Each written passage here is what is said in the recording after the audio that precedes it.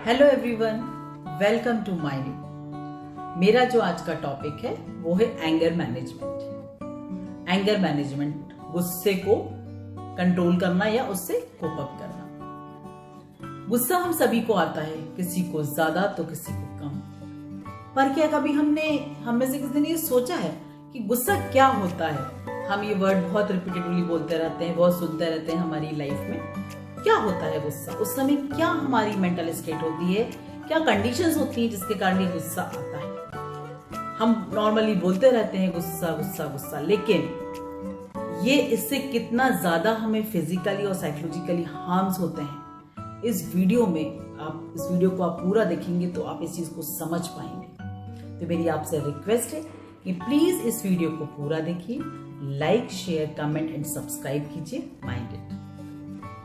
तो सबसे पहले हम बात करते हैं गुस्सा होता है क्या है। गुस्सा जो है एक ऐसा पावरफुल इमोशन है, जब हमें कोई चीज चाहिए होती है और वो चीज हमको नहीं मिलती है तो उसके रिएक्शन में आता है। दूसरी तरफ एंगर और हॉस्टिलिटी दो अलग अलग इमोशंस होते हैं। तो जो एंगर होता है वो एक अस्थायी भावना है जो आमतौर पर हम किसी चीज को या किसी घटना के जवाब में आता है।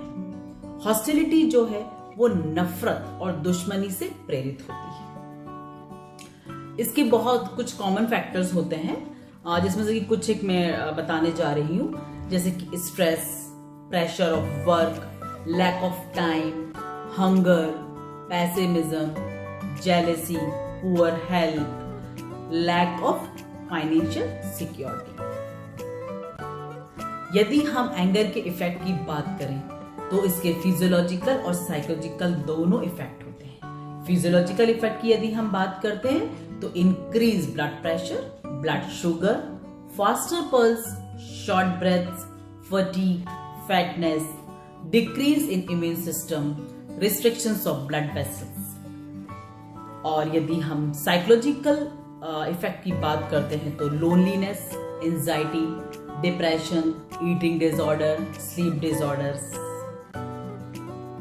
तो ये तो थे कुछ इफेक्ट्स और कुछ रीजंस जिसके कारण की एंगर या गुस्सा आता है। अब जो मैं बताने जा रही हूँ वो सबसे इम्पोर्टेंट है कि ये सब होता तो है, लेकिन हम इसको मैनेज कैसे कर सकते हैं। तो ये बहुत इजी है मैनेज करना। तो सबसे पहले तो यदि कोई ऐसी सिचुएशन बनती है या ऐसी कोई घटना होती है जिससे कि आप स्ट्रेस में आएंगे और फिर उससे आपको गुस्सा आएगा, तो सबसे पहले उस स्थिति में आपको एक सबसे इंपॉर्टेंट काम करना है, आपको आपके रिस्पॉन्स को डिले करना है। मींस कोई भी सिचुएशन हुई तो आप उसके ऊपर एकदम रिएक्शन देने से पहले आप थोड़ा डिले करें। आपने सुना होगा लोगों को बोलते हुए कि जब आपको गुस्सा आए तो या तो आप उस सिचुएशन से हट जाएं या आप बैकवर्ड काउंटिंग करें।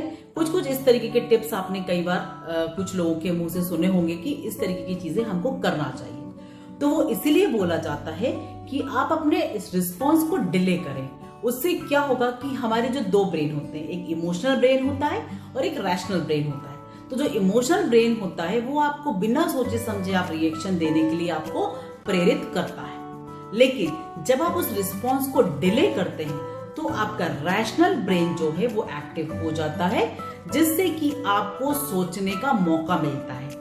फिर आप सोच पाते हो कि अगर ये सिचुएशन मेरे सामने आई है तो इसको मैं किस तरीके से हैंडल करूं या मैं किस तरीके से रिस्पॉन्ड करूं, मैं किस तरीके से जवाब दूं इस सिचुएशन का। आपको वो टाइम मिल जाता है। और कई बार होता है कि हम कई लोगों को बोलते हुए देखते हैं कि यार फालतू ही मैंने बहुत गुस्सा कर दिया और मैंने अननेसेसरी बहुत ज्यादा ओवर रिएक्ट कर दिया। तो उस समय यही होता है कि वो पर्सन जो होता है वो इमीडिएट रिएक्शन देते हैं और जिसके कारण कि उनका जो इमोशनल जो ब्रेन है उसके अकॉर्डिंग वो अपना रिएक्शन दे देते हैं और रैशनल ब्रेन को मौका ही नहीं देते कि वो उस एक्टिव हो और उसके लिए कुछ अलग डायरेक्शन में सोच पाए। तो इसीलिए इसके लिए अगर आपको अपना गुस्सा कंट्रोल करना है तो सबसे पहले आपको जो आपका रिस्पॉन्स होता है उसको डिले करने की आदत डालना पड़ेगी। दूसरा जो होता है वो है एंटिसिपेट द प्रॉब्लम।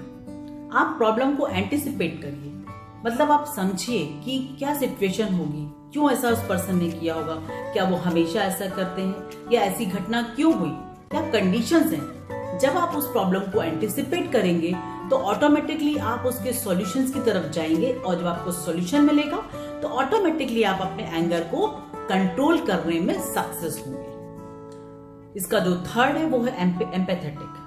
तो एम्पैथेटिक होना बहुत जरूरी है। मतलब एम्पैथेटिक मीन्स कि आप वही फील करें कि पर्सन क्या फील कर रहा है। जब आप उस पर्सन की या उस सिचुएशन को अपने ऊपर लेकर देखेंगे या उसकी फीलिंग को अपने ऊपर लेकर समझेंगे तो आपका जो गुस्सा है वो आप उसको बहुत हद तक कंट्रोल कर पाएंगे, क्योंकि आप उस सिचुएशन को समझ पा रहे हैं कि क्या सिचुएशन हो रही है जिसके कारण की ये सारी घटना हुई है। तो ये तीनों चीजें हैं जो कि आपको एंगर कंट्रोल में बहुत ज्यादा हेल्प करेंगी। एंगर, स्ट्रेस, इन सारी चीजों से कुछ नहीं होता है। हम किसी प्रॉब्लम को सॉल्व नहीं कर पाते हैं, सिर्फ इनसे प्रॉब्लम बढ़नी ही है, प्रॉब्लम कम नहीं होती है। यदि हम स्ट्रेस में आते हैं, हम गुस्से से काम लेते हैं, तो हमारा जो ब्रेन है वो भी ठीक तरीके से काम नहीं कर पाता है, सही डायरेक्शन में नहीं कर पाता है। कई बार इससे हमको बहुत ज्यादा नुकसान भी होता है लाइफ में।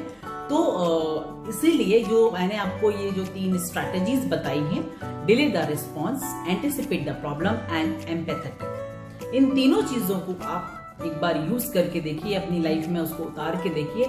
डेफिनेटली आप बहुत हद तक अपने एंगर को कंट्रोल कर पाएंगे, जिसके कारण की लाइफ में होने वाली बहुत सारी प्रॉब्लम्स को भी आप इजीली मैनेज कर सकते हैं। तो आई होप ये वीडियो आपको पसंद आया होगा। तो प्लीज इस वीडियो को like, share, comment and subscribe करें। Minded, thank you, see you soon.